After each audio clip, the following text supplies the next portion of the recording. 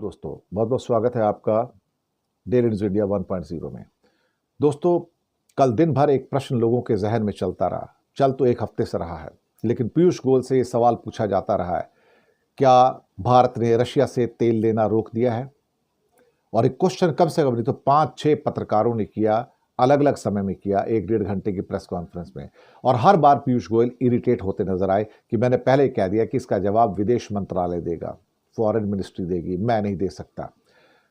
मुझे समझ में नहीं आता कि कॉमर्स मिनिस्टर आप हैं, चीज़ें एक्सपोर्ट इंपोर्ट आपके अंडर में होती हैं। तेल का हम आयात करेंगे, रशिया से नहीं करेंगे, आपको जवाब देना होगा ना। आपने विदेश मंत्रालय में डाल के टाल दिया कि वो जवाब देंगे, और हालत ऐसे हो गए हैं कि अब यूएस का जो क्लेम आया है, अगर आप उसके वर्ड को सुनोगे तो आप हैरान हो जाएंगे। Donald Trump has repeatedly stated that Prime Minister Narendra Modi promised to stop buying Russian oil as part of new bilateral trade deal. India has reportedly committed to stop those imports in exchange of removal of punitive 25% tariff on Indian goods. अब यहाँ से एक सवाल उठता है, क्या मोदी ने Putin को धोखा दिया है? क्या मोदी ने पुतिन को अंधेरे में रखा है?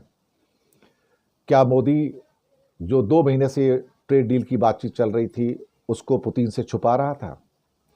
दिसंबर महीने में पुतिन भारत आए थे, मोदी उनसे गले मिल रहे थे, ठहाके मारकर हंस रहे थे, क्या वो दिखावा था?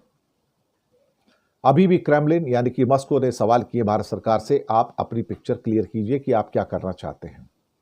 आप बता नहीं रहे कि आप किसके साथ में हैं। आपने ये नहीं बताया कि आपने तेल लेना है नहीं लेना है। मुझे लगता है कि ये सवाल अब बड़ा होता चला जा रहा है। विदेश मंत्रालय से सवाल पूछा गया तो उनका भी वही गोलमोल जवाब से फिर से वापस आया कि हमारे देश के हित में जो ठीक होगा हम वो करेंगे। ये जवाब क्या है?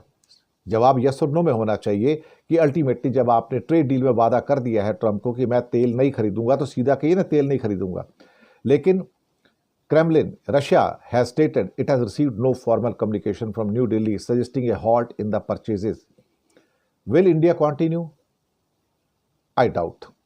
वॉल्यूम डिक्रीज हो चुके हैं और काफ़ी हद तक डिक्रीज हो चुके हैं, लेकिन मुसीबत यह है कि क्या इंडिया बिल्कुल स्टॉप करेगा?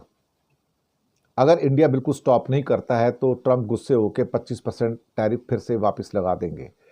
और एक और जो मेन पिक्चर है, जो मेन यहाँ पर मुद्दा है, क्या मोदी ने पुतिन को धोखा दिया है? क्या पुतिन की आंखों में धूल झोंकी है, या पुतिन के साथ झूठ बोला है कि ट्रंप के साथ मोदी कुछ और बात कर रहे थे और पुतिन के साथ कुछ और बात कर रहे थे? पुतिन इस बात को जानते हैं कि शायद मुझे धोखा दिया गया है। पुतिन शायद इस बात को समझ रहे हैं कि India has kept Russia in the dark, इसलिए वो बार बार जब सुखोई 57 की बात होती है तो उसके ऊपर भी इंडिया हाँ नहीं करता है। ऐसा लगता है कि इंडिया ने मन बना लिया कि वो अब ट्रंप की गोदी में जाकर बैठेगा।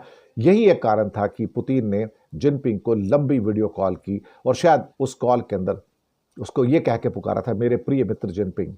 और मुझे लगता है कि शायद ये जो डील हुई है हमारी, उसके बाद ये फ़ोन कॉल हुई है एक दिन पहले, तो उसमें शायद ये बताने की कोशिश की जा रही है कि अगर इंडिया हमारे साथ नहीं है तो एटलीस्ट चीन मेरे साथ में है, तो मैं उसके साथ जा सकता हूं। और एक लेटेस्ट खबर ये भी है कि भारत आते हुए कई तेल के टैंकर जो रूस से आ रहे थे उनको चीन की ओर मोड़ दिया गया है।